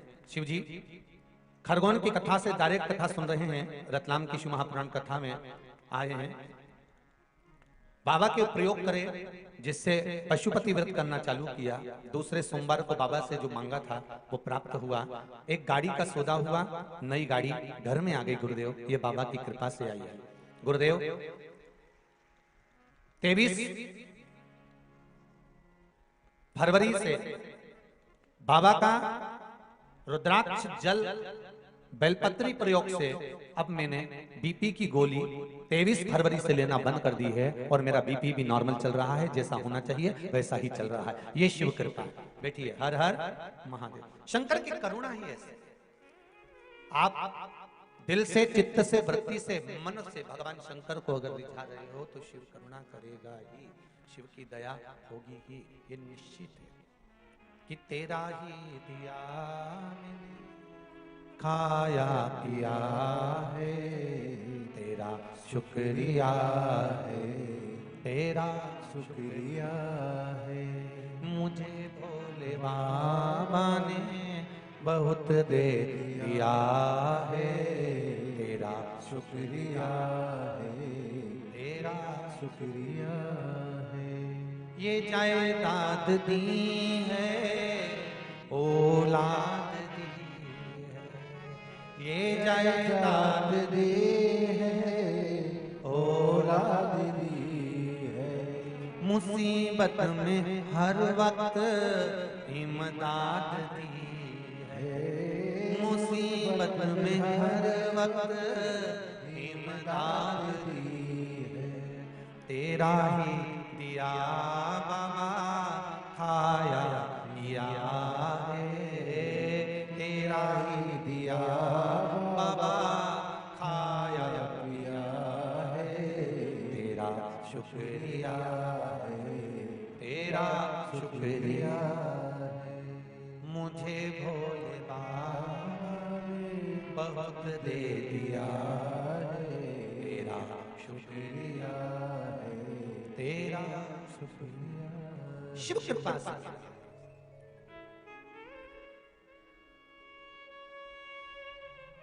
अगर गलत करोगे तो सामने कोई ना कुछ भगवान दिखा देगा कि तू ये गलत कर, अच्छा करोगे तो मार्ग भी खोल देगा कि तूने ये अच्छा किया, सामने भगवान प्रकट कर देता है कि ये अच्छा हो रहा है, कि ये बुरा हो रहा है, कि गलत हो रहा है, कि ये सही हो रहा है, सम्मुख में आ जाता है तुम्हारा करा हुआ सारा कर्म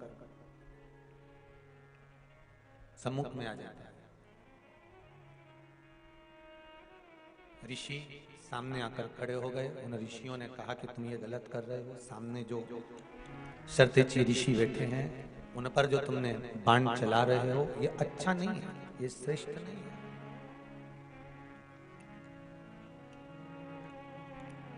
समझाया, नहीं माने, तब क्रोध आया, गुस्सा आया, और गुस्सा और क्रोध जब आया तो फिर शरतेची पर तो बाण बाद में चलाया, पहले जो 300 ऋषि रोकने आए थे ना उन पर बाण साधा।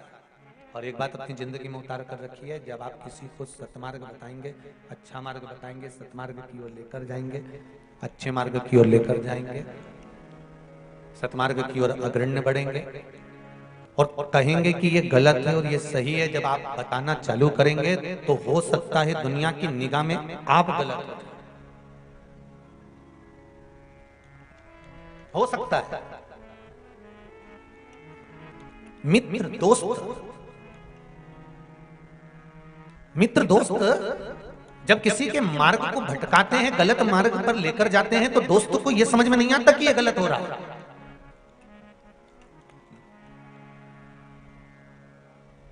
और माँ बाप, माता पिता समझाते हैं, समझाने का प्रयास करते हैं, माता पिता उसको बचाने का प्रयास करते हैं, तो बच्चे की निगाह में, बहुओं की निगाह में, बेटियों की निगाह में, बहुओं की निगाहों में, नवयुवक जो पीढ़ी है इसकी निगाह में लगता है कि मेरे माँ बाप मेरा ही बुरा चाह रहा है, पर वो बचाने का प्रयास करते हैं, वो बचाना चाहता है, बचाने का प्रयास करते हैं।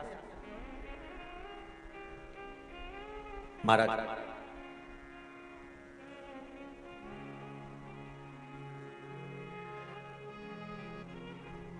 शिव महापुराण की कथा कहती है, दुख आएगा तो अटक जाओगे और जैसे ही सुख आया तो भटक जाओगे। ये निश्चित है, ये बिल्कुल पक्का है।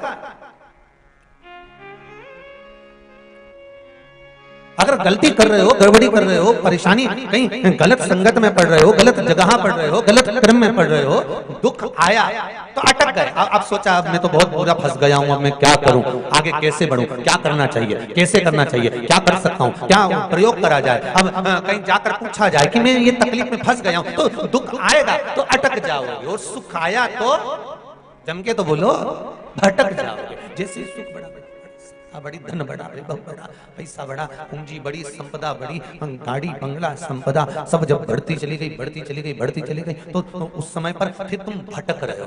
फिर वही वाली बात आ गई, ताली, थाली और प्याली, ये तीन मित्र तुम्हें प्राप्त हो गए। तुम्हारे जैसे सुख के दिन बड़े हो, तुम्हारी संपदा बड़ी, तुम्हारा वैभव बड़ा, तुम्हारी सत्ता बड़ी, तुम्हारा धन बड़ा, और तुम्हारे को मार्ग भटकाने वाले ढेर मिल जाएंगे, तुमको मार्गों से विभाजित कर देंगे। ये तुमको विभाजित कर देंगे, कहाँ जा रहा है, कहाँ फालतू के चक्कर में पड़ा हुआ है, कहाँ फालतू के लोगों में। तो ये तू चल, अपन मदिरा पान करेंगे, अपन ढाबे पर भोजन करेंगे,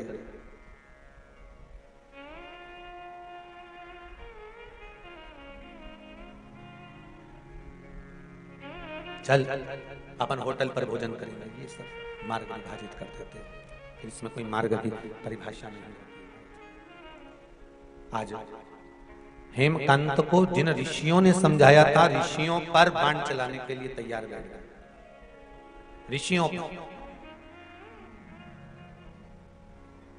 बैसाख के महीने में पीला चंदन को घिसकर थोड़ा सा उसमें गुलाब की पत्ती का रस डाला या गुलाब का इत्र डाला या गुलाब जल डाला, घिसने के बाद वही चंदन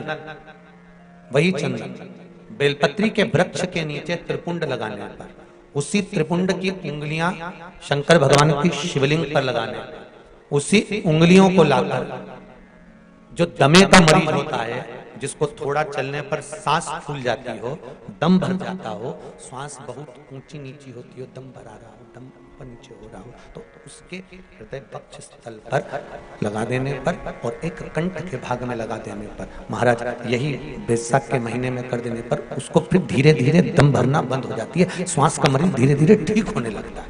ये दम के बीच के बीच शंभो शंभो शंभो शंभो शंभो शंभो, ये डॉक्टर मरीज के लिए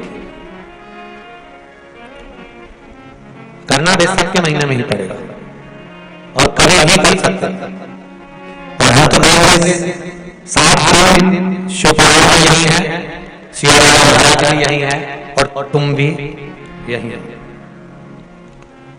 करने में क्या जाता है, प्रैक्टिकल रुकेगी, जब तुम पैदल चलोगे तो दम बाहर आ रही कि नहीं बाहर आ रही, तो तुम कम से कम दूसरे दिन पत्र में लिखकर तो भेज दोगे, गुरुजी तुमने की थी, हमने दूसरे दिन ही कर लिया और दूसरे दिन और फिर आया में अब भरेगी कि नहीं भरेगी, या तो दम रहेगी या फिर दमादम रहेगा,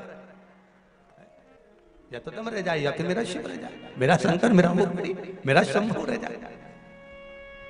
तो आप जब करोगे स्वयं स्वतः के लिए तो वो सुख आएगा। महाराज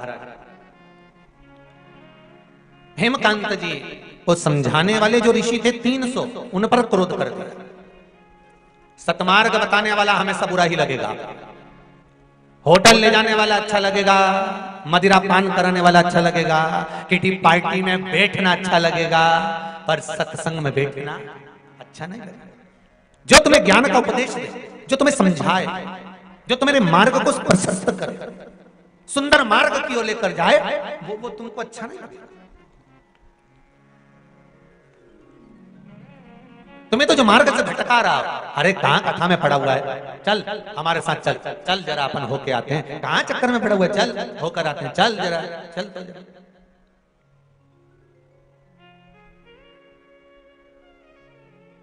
सुख क्यों ना मिले, आनंद क्यों ना। हेमकांत को भटका दिया। हेमकांत ने 300 ऋषियों पर बाण चलाए और 300 ऋषियों को मार दिया। 300 ऋषियों को खबर पहुंच गई शरत जी के पास, 300 ऋषि मर गए और हेमकांत ने मारा। और कुछ केतु का पुत्र जो साधारण नहीं है, कुछ केतु, उनके दानी पिता, पुण्यवान पिता, सत्कर्मी, भजनावली, कीर्तनी, स्मरण करने वाले, नाम जाप करने वाले, मंत्र जाप करने वाले, ऐसे पिता का पुत्र इस ऐसे बेटे हेमकांत ने जो मारा, ये श्रेष्ठ। 300 ऋषि मारे गए। हेमकांत घर पर आया, मालूम पड़ा अब देखिए जरा। तो किसी ने इस कथा को सुना तो पूछा कि गुरुजी ये बताओ, क्या सरतची ऋषि ने कुछ नहीं बोला, उस हेमकांत को श्राप नहीं दिया, क्या उस हेमकांत को अपशब्द नहीं कहा, क्या उस हेमकांत को आड़ा टेढ़ा नहीं बोला? हरिद्वार की कथा में एक बात कही थी, एक व्यक्ति साइकिल से जा रहा था, सामने से कार आ रही थी, कार और साइकिल का एक्सीडेंट हो गया।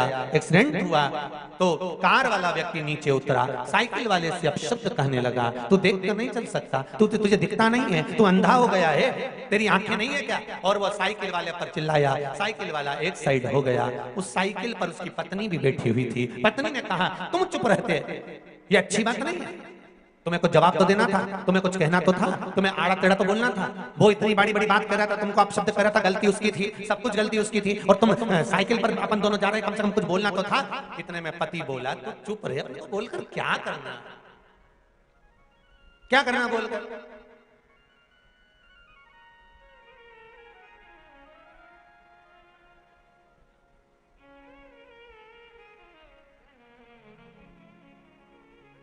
उसने अपशब्द बोला, पलटकर आपने अपशब्द बोला, तो मतलब क्या हुआ?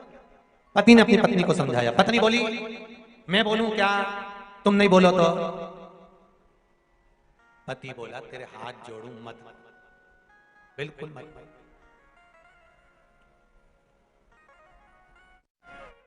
जब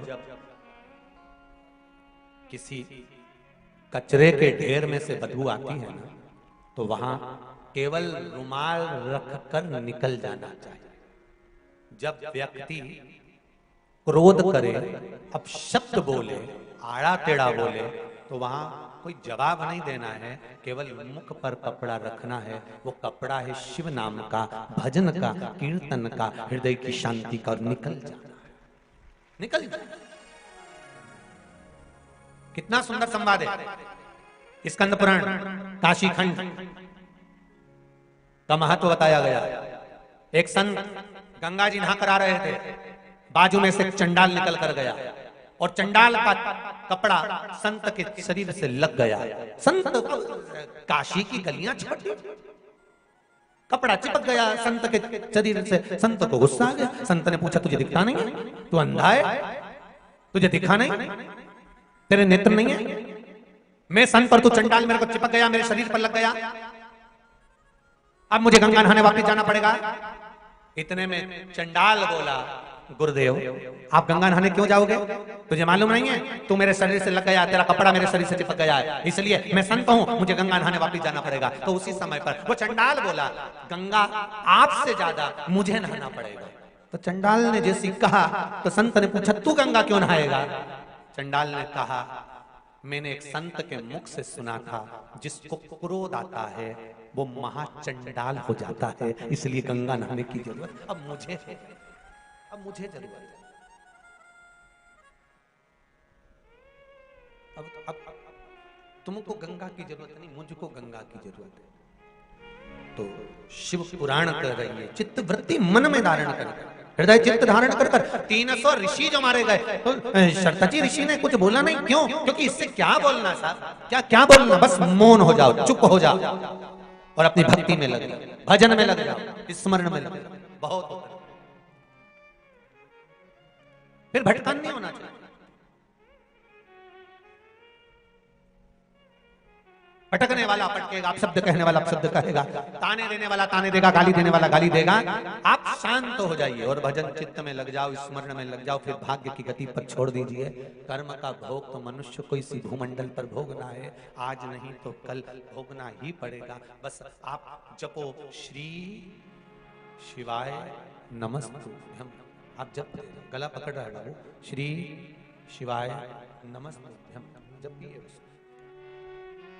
श्री शिवाय नमस्तुभ्यम, श्री शिवाय नमस्तुभ्यम, श्री शिवाय नमस्तुभ्यम, श्री शिवाय नमस्तुभ्यम।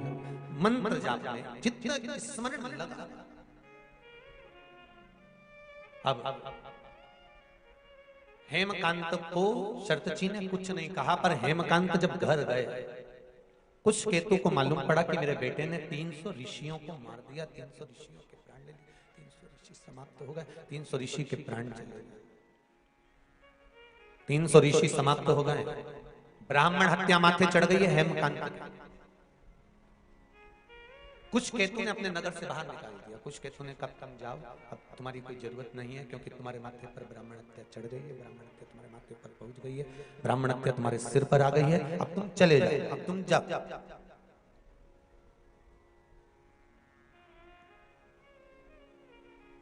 एक बात कहें रतलाम वालों, जरा अच्छे से सुनना।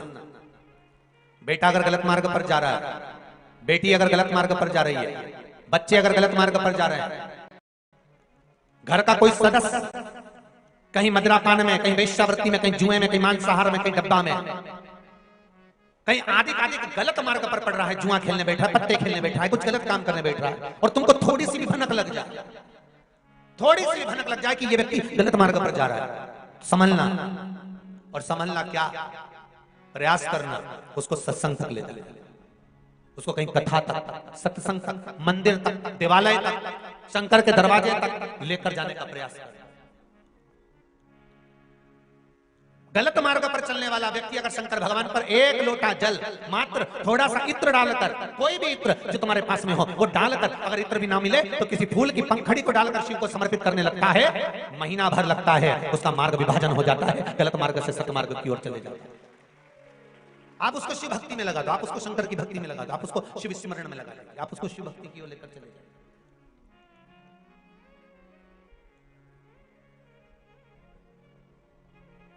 जितने प्रयोग बताए जाते हैं, जितने यहाँ से उपाय बताए जाते हैं, ये उपाय, ये प्रयोग, ये सारे जो प्रयोग हैं, उपाय हैं, ये ध्यान देना, ये दूसरों से कराने के नहीं, अपन को खुद को करना पड़ते हैं। जो गलत मार्ग पर चल रहा है तो वो खुद करे।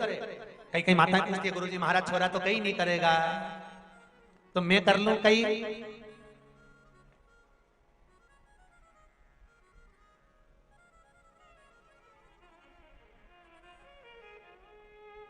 तुम्हें ऐसी ऐसी बात लेके आते हो तो थोड़ा मन में आए कि अब छोरा तो शादी भी नहीं करेगा, मैं कर लूं कहीं, ऐसी बात करो तो सोचना पड़ेगी।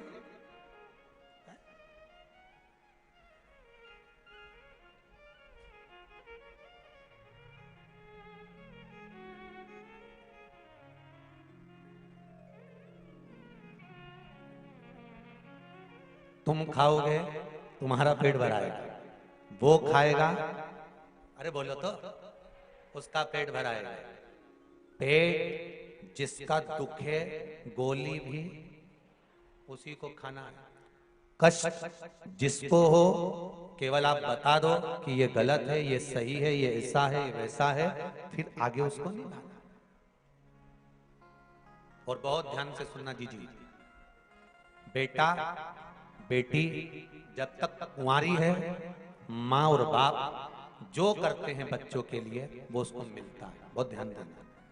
बेटा और बेटी का जब विवाह हो जाता है, दूसरे गोत्र की लड़की जब तुम्हारे गोत्र में आ जाती है, तुम्हारे बेटे से संबंध हो जाता है, या तुम्हारी बेटी दूसरे गोत्र में चली जाती है, तब माता पिता अपने बेटों के लिए, अपनी बहू के लिए, या अपनी बेटी के लिए, अपने दामाद के लिए कुछ करते हैं, वो श्रेष्ठता नहीं बनती। हाँ, हाथ लगवाकर, जैसे आप जल चढ़ाने जा रहे हो और बहू के लिए चढ़ा रहे हो, या पति के लिए या बेटे के लिए चढ़ा रहे हो, पति के लिए तो चल जाएगा, पर बेटे के लिए चढ़ा रहे हो, बेटे का हाथ का स्पर्श होना जरूरी है।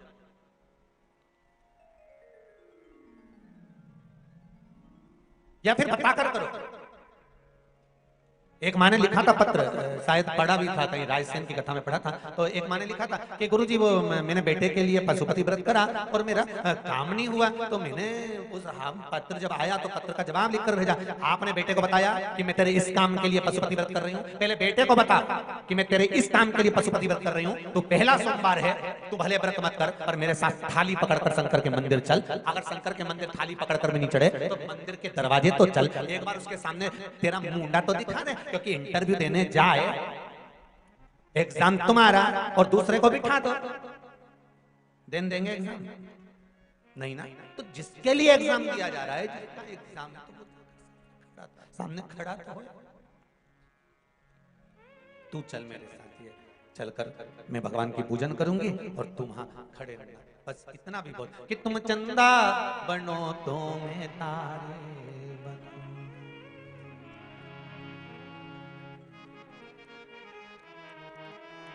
महाराज आकाश में मिलेंगे ओ भोलेनाथ, आकाश में मिलेंगे ओ भोलेनाथ, तेरे संग में रहूंगे ओ भोलेनाथ, तेरे संग में रहूंगी ओ भोलेनाथ, मेरे ओ भोलेनाथ, ओ भोलेनाथ, ओ भोलेनाथ, ओ भोलेनाथ, मेरे ओ भोलेनाथ, ओ भोलेनाथ, मेरे ओ भोलेनाथ, ओ भोलेनाथ, तेरे संग में रहूंगे ओ भोलेनाथ, तेरे संग में रहूंगी ओ भोलेनाथ, तेरे संग में रहूंगी ओ भोलेनाथ, तेरे संग में रहूंगी ओ भोलेनाथ। हर हर महादेव। ये स्पीकर बंद हो रहा है या फिर हटे हुए स्पीकर है या उसमें कुछ गड़बड़ी है? हट रहा है गाने में, उसको देखिए जरा, बार बार बंद हो रहा है, चालू हो रहा है, बंद हो रहा है, चालू हो रहा है। तेरे संग में रहूंगी ओ भोलेनाथ, तेरे संग में रहूंगी ओ भोलेनाथ, मेरे ओ भोलेनाथ, ओ भोलेनाथ, मेरे ओ भोलेनाथ, ओ भोलेनाथ, मेरे ओ भोलेनाथ, ओ भोलेनाथ, मेरे ओ भोलेनाथ, ओ भोलेनाथ, तेरे संग में रहूंगी ओ भोलेनाथ, तेरे संग में रहूंगी ओ भोलेनाथ। दोनों हाथों से ताली से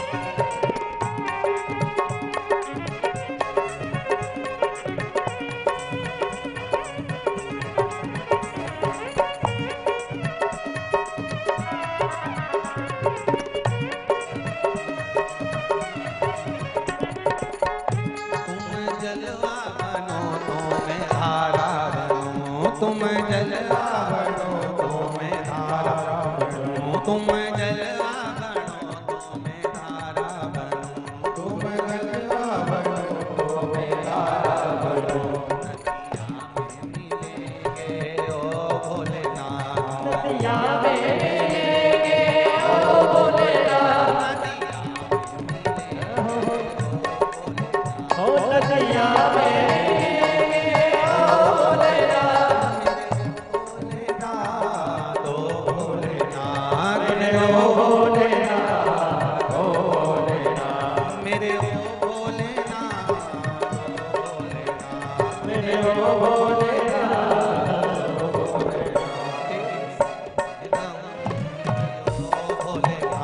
तेरे संग में रहूंगी ओ भोलेनाथ, तेरे संग में रहूंगी ओ भोलेनाथ, तेरे संग में रहूंगी ओ भोलेनाथ, तेरे संग में रहूंगी ओ भोलेनाथ, तेरे संग में रहूंगी ओ भोलेनाथ, तेरे संग में रहूंगी ओ भोलेनाथ। तेरे संग में रहूंगी ओ भोलेनाथ। हर हर महादेव भगवान शिव की कथा कर रही हो, गर्दानी त्रिकालदर्शी शंकर की कथा कर रही है।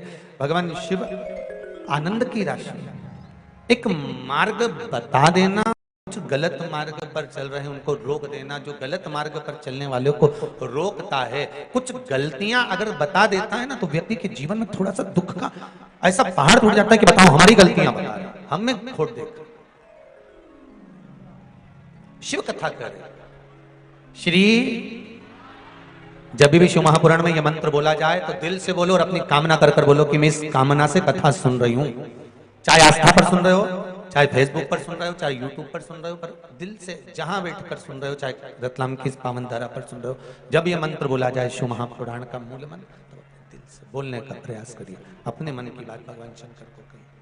श्री शिवाय नमस्तुभ्यम, श्री शिवाय नमस्तुभ्यम, श्री शिवाय नमस्तुभ्यम, श्री शिवाय नमस्तुभ्यम, श्री शिवाय नमस्तुभ्यम। महाराज हेमकांत को भेज दिया, जाओ अब तुम्हारे यहां कोई काम नहीं है, निकल जाओ बाहर। बैसाख शिवरात्रि शिव महापुराण की कथा कहती है, हेमकांत बाहर गए, जंगल जंगल डोलते रहे। शिवरात्रि के दिन बैसाख महीने की शिवरात्रि पर एक लोटा जल चढ़ाने का क्या महत्व है, ये हेमकांत की कथा कहती है, उसको समझ लेना जरा अच्छे से। स्कंद पुराण, अगर कोई आपसे पूछे कि सियोर वाले महाराज ये हेमकांत की कथा काय में से बोल रहे हैं, तो आप कहा देना स्कंद पुराण में से बोल रहे हैं। बैसाख महत्तम,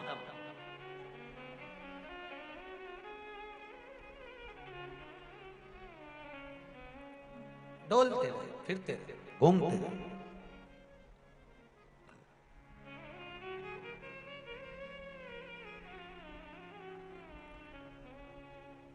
और घूमते घूमते घूमते घूमते 28 साल निकल गए हेमकांत को, 28 वर्ष। कब से आस लगाकर बैठे थे रतलाम वाले, अब शिव पुराण कथा सुनने को मिलेगी, अब मिलेगी, अब मिलेगी। पूरे रतलाम के आसपास के गांवों में, रतलाम में सबके हृदय में ऐसी खुशी है जैसे कि अपने घर में दिवाली आ गई है, अपने घर में। और यही शिव कृपा, यही शंकर की करुणा। और फिर कहूंगा, जो पहले भी कहा आज फिर कह रहा हूं, दुकान पर बैठकर जो कमाया, व्यापार में जो कमाया, नौकरी में जो कमाया, आपने जो भी व्यापार में, नौकरी में, दुकान पर जो बैठकर कमाया, वो परिवार और बच्चों के लिए, घर के लिए, पत्नी के लिए और कुटुंब के लिए कमाया। परंतु यहाँ 3 घंटे की जो आप सत्कर्म की, सत्संग की कमाई कर रहे हो, ये किसी दूसरे की नहीं, अपनी खुद की है। ये कभी खत्म नहीं होगा, ये कभी। आज अगर पाटीदार जी कथा करा रहे हैं या आप सब लोग आनंद के साथ श्रवण कर रहे हैं, तो ये किसी, इसकी पूंजी कहीं समाप्त नहीं होगी।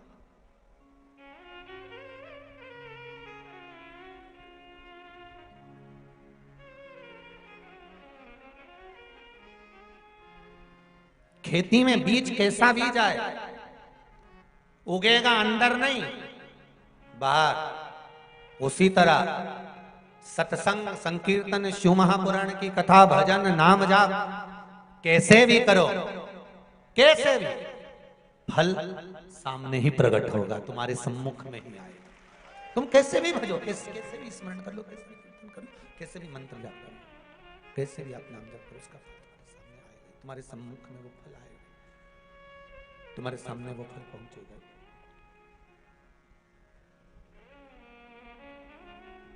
28 साल हो गए थे हेमकांत को वनों में विचरण करते करते, घूमते घूमते घूमते घूमते घूमते घूमते 28 साल के बाद में एक वृक्ष के नीचे बैठे हुए थे। तभी एक त्रित नामक के मुनि, जिनका नाम था त्रित नामक के मुनि, निकलकर जा रहे थे। बैसाख का महीना था, धूप बहुत तेज पड़ रही थी। त्रित मुनि चलते चलते चक्कर खाकर नीचे गिर गए। ना जल मिला था ना भोजन मिला था।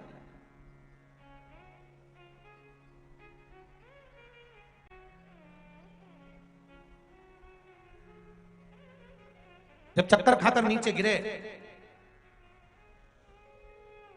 गए, देख रहा था हेमकांत, दौड़ा, उठाया। कभी सत्कर्म कुछ करा, पिता के कुछ पुण्य इसकी बुद्धि चित्त में आ गए।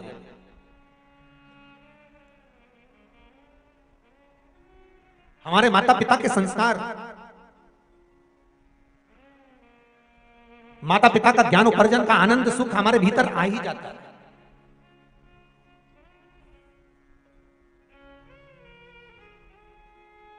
आपने अपने जीवन में जो सत्कर्म करा होता है, आपके वो सत्कर्म का भाव आपके बच्चों के भीतर प्रकट हो ही जाएगा।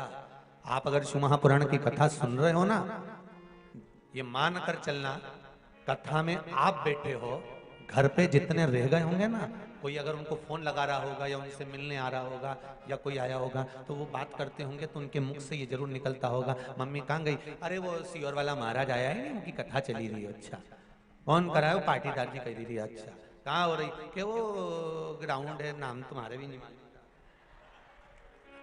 वहां चली रही है। अच्छा, तो तुम नहीं गए कथा में? नहीं, मम्मी दिन में चली गई, रात में वहां खूब सारा झूला वूला लग गया ही नहीं, तो हम दोनों धनी लुगाई तो रात को जब। अच्छा, हाँ,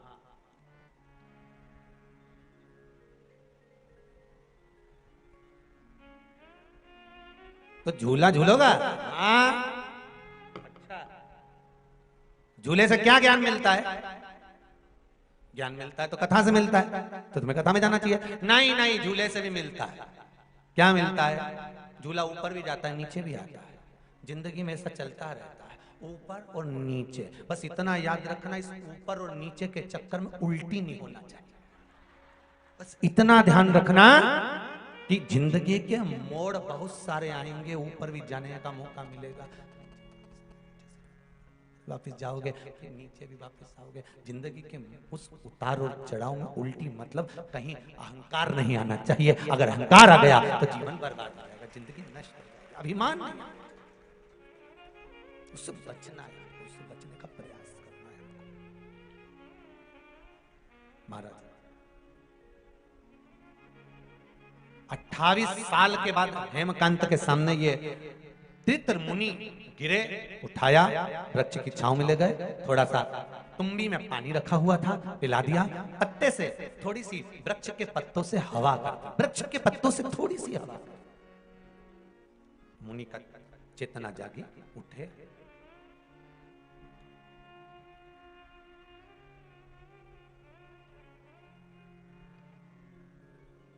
मुनि ने कहा, हमको लगता है आप कोई राजकुमार हो, आप कोई साधु या सन्यासी या संत या साधक नहीं लगते, आप राजकुमार लगते हो।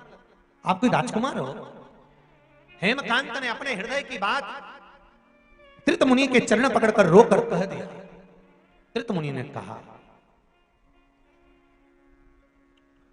देखो 300 ऋषि तुम्हारे हाथों से मरे हैं, कर्म का दंड तो भोगना पड़ेगा। तो सब इस बात का स्मरण रखना कि ये मत सोचना कि तुम्हारे कर्म का दंड कोई दूसरा भोग लेगा। तुम्हारी कमाई का हिस्सा तुम्हारी पत्नी भी भोग करेगी, तुम्हारी कमाई से तुम्हारे पुत्र भी भोग करेंगे, पर दुकान पर बैठकर या नौकरी में या सर्विस में या व्यापार में या व्यवसाय में या कहीं पर भी बैठकर तुमने जो झूठ बोलकर कमाया या छल कर कर कमाया या बेईमानी कर कर कमाया, तुम्हारे धन का भोग तो पूरा परिवार भोगेगा, पर जिस तरह से कमाया है उस कर्म का भोग परिवार नहीं भोगेगा, उसका भोग तुम्हें अकेले ही भोगना है। कोई दूसरा नहीं भोगने वाला, कोई दूसरा उसको भोगना भी नहीं चाहिए, केवल आपको भोगना। मत बुरे कर्म कर बंदे वरना पछताएगा, भगवान की आंखों से तू बच नहीं पाएगा, तू बच नहीं पाएगा। अरे ओ अज्ञानी मत करना दानी, तेरे कर्म का फल भी तू ही पाएगा, जैसा किया तूने तेरे आगे आएगा। मत बुरे कर्म कर बंदे वरना पछताएगा, भगवान की आंखों से तू बच नहीं पाएगा, तू बच नहीं